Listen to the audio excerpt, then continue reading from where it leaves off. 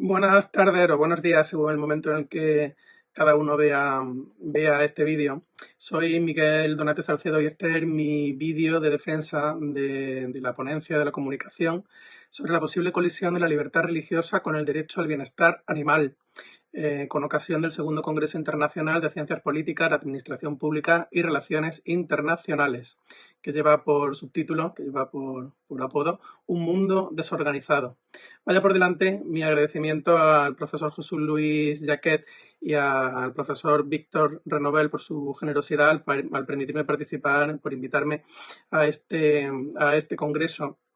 Y permítame confesar, antes de abordar el tema de la comunicación, que el subtítulo Un mundo desorganizado, a mí, que soy un entusiasta de la Escuela de Chicago, me evoca ciertas ideas que probablemente no estén en el espíritu de este congreso, pero creo que vienen al caso, porque la desorganización hay una forma de entenderla que es precisamente la desvinculación progresiva que tienen los individuos de las normas que tienen que cumplir, porque entienden que no están hechas para ellos, que no son un medio legítimo o un medio apropiado para ellos de conseguir lo que quieren, que generan tensión, que están hechas por una clase dominante, y esa es la desorganización, cuando se produce la anomia o cuando empieza a haber normas difíciles de cumplir dentro del grupo. Y eso tiene que ver con el tema de esta comunicación, así que yo tengo el pequeño malabarismo intelectual de creer que cuando dice un mundo desorganizado me está dando pie a hablar de esto. Esta comunicación trata un caso muy concreto, y seguramente estaré refiriéndome todo el rato al artículo posterior,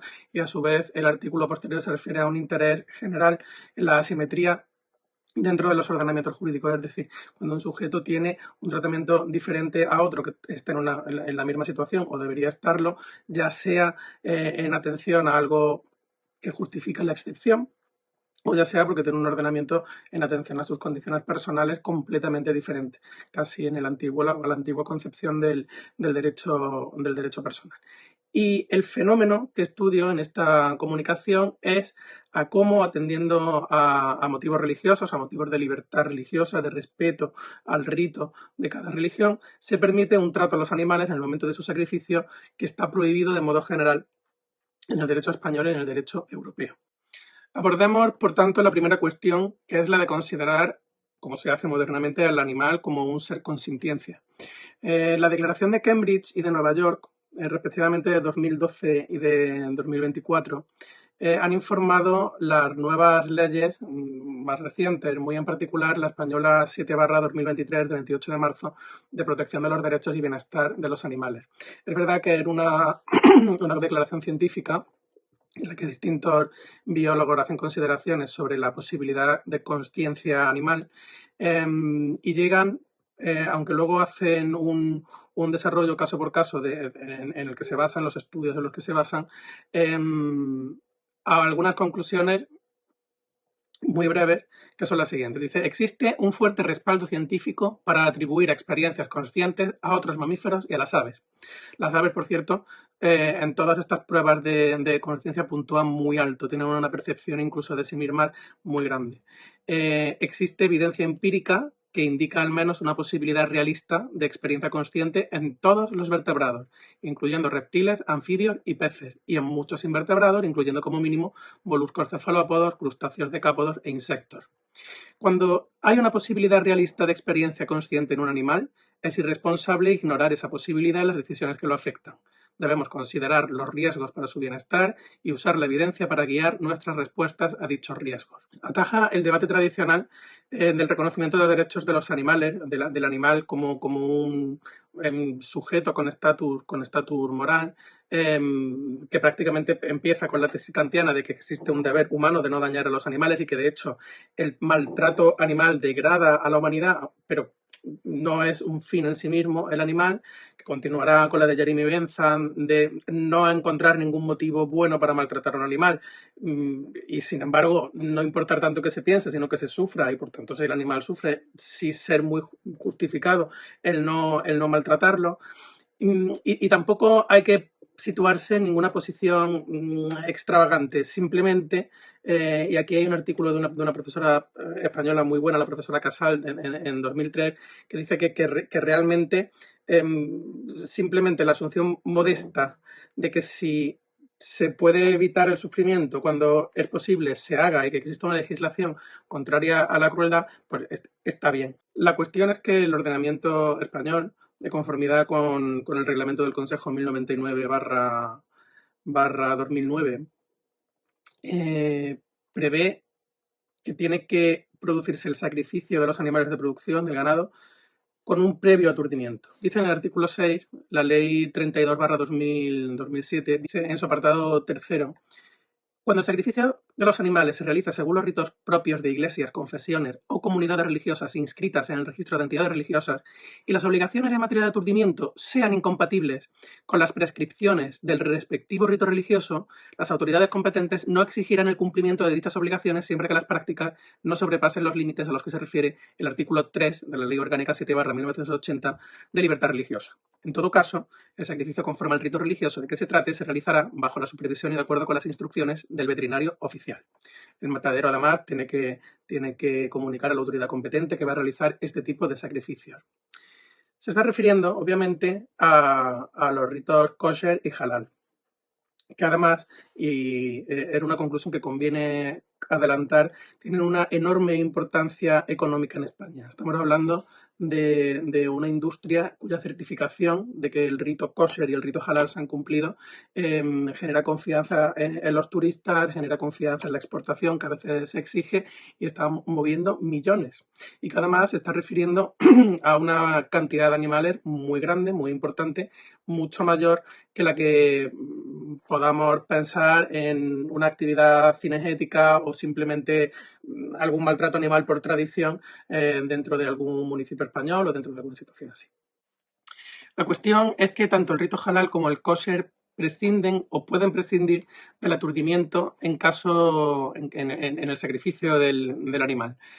Esta excepción tiene cierto recorrido y a partir de la ley española ya lo reconoce el reglamento, que además ya en una directiva anterior, la 93/119 de la Comunidad Europea, ya se preveía esta excepción en atención a respetar la libertad de religión y a poder manifestar las convicciones a través del culto, las enseñanzas, etc. Claro, el problema es que está muy lejano de lo que la finalidad de la ley que busca el bienestar animal tiene, pero al mismo tiempo era una tradición ancestral, era una tradición que está amparada por la libertad de religión y que tiene un componente ritual y simbólico muy fuerte y que además está en una de las variaciones, en una de las consecuencias que tiene la libertad religiosa, que es el bienestar mental de la persona que ve protegida su religión y que puede consumir esa carne. El problema es que estudiados estos ritos con trabajo de campo y desde un punto de vista científico, la profesora Barraso lo hizo en 2020, la pregunta es ¿cómo concretar cuánto sufre un animal? ¿Cómo hacerlo? Pues midiendo el cortisol que tiene en sangre después de haber sido sacrificado, comparándolo con cuando han empezado a transportarlo al momento del sacrificio, al momento de su matanza. En un método con aturdimiento, no es que no se incremente el cortisol, se incrementa un poco, se incrementa un 3,5. Pero es que hablando del rito halal o del rito kosher, pasa que no hay aturdimiento hasta un 27 y pico, hasta un 30 y tantos %. Es decir, se multiplica muchísimo el sufrimiento del animal. ¿Por qué? Primero porque son ritos que paradójicamente en su concepción persiguen que el animal no sufra. Con lo cual no está tan alejado, es simplemente un problema quizá de adaptación entre los medios que estaban disponibles hace 500, 600 años para que el animal no sufriera y los que hay ahora. Claro, en el método halal sí se puede prescindir, sí se puede, aturdir, siempre que el aturdimiento sea reversible. ¿Vale? Pero no es algo que todas las comunidades musulmanas acepten. Y en el rito kosher ese aturdimiento no es posible y además es mucho más estricto. Este trabajo de campo ha demostrado que en cuanto falla algo del rito, el sufrimiento animal se incrementa por la posibilidad de trombos, por la posibilidad de ahogarse con la sangre, por la posibilidad de que sea muy difícil seccionar las arterias, porque se tiene que seccionar la glotis, se tiene que seccionar las arterias del cuello entero. Entonces, es difícil justificar, mientras se está protegiendo el bienestar animal, reconociéndole una sintiencia, es difícil justificar este tipo de rito. El propio reglamento prevé, en su considerando 43, que el sacrificio sin aturdimiento exige degollar con precisión al animal con un cuchillo afilado para reducir al mínimo su sufrimiento. Además, el sangrar de los animales que no están sujetos mecánicamente después de ser degollados puede hacerse más lento y, en consecuencia, prolongar inútilmente su sufrimiento. La cuestión es, la cuestión jurídica, la cuestión interesante es si debe permitirse que se produzca esta simetría en el tratamiento por motivos religiosos o si tiene que haber una censura moral en la cultura principal, en la religión principal del Estado que legisla estos fenómenos, evitando que lo que no se permita a sí mismo, lo que no permite moralmente las consideraciones morales de sus propias tradiciones, sus propios ritos, sus propias costumbres, sí lo permite en minoría, en este caso por motivos religiosos. En algunos casos, esta necesidad ritual del derramamiento de sangre en la India, por ejemplo, en el sacrificio de bueyes, de vacas, se está sustituyendo por la donación de sangre, pensando que, bueno, si el objetivo era dar sangre, ¿qué más valor que la sangre humana donada para ayudar a otros humanos? ¿Puede conseguirse el mismo efecto, porque esa es la cuestión, el mismo efecto ritual, el mismo efecto simbólico, alterando y adaptando estos ritos a la legislación vigente o a la concepción vigente de la sintiencia? Pues probablemente no debería cercenarse la oportunidad de las religiones de actualizarse porque las religiones se actualizan. El caso católico, pues es evidente, no es lo mismo el catolicismo pre-Cuarto Concilio de Letrán que el catolicismo ahora o post-Concilio de Letrán. Evidentemente, las religiones tienen que adaptarse y los sistemas morales avanzan. Casi estaríamos planteando el problema socrático de si algo es bueno porque les gusta a los dioses o porque algo les gusta a los dioses es bueno. No sabemos si esta distinción entre animales y esta parte ritual simbólica se debe a que se practica o se practica por cosas que ahora pueden conseguirse de una forma diferente. Y volvamos a una cuestión legal. Si, por ejemplo, dice el artículo 3 del reglamento que durante la matanza o las operaciones conexas a ella no se causará a los animales ningún dolor, angustia o sufrimiento evitable, ¿no debería practicarse también en el rito religioso por una cuestión teleológica? Es decir, si es posible conseguir sus fines evitando un sufrimiento que se puede evitar ya sin que se perjudique esa finalidad, porque si el objeto tanto por ejemplo, en el rito halal es que el animal no sufra o sufra lo menos posible, que incluso tiene previsto el descanso previo, que se le trate bien y que no se le cause un dolor innecesario.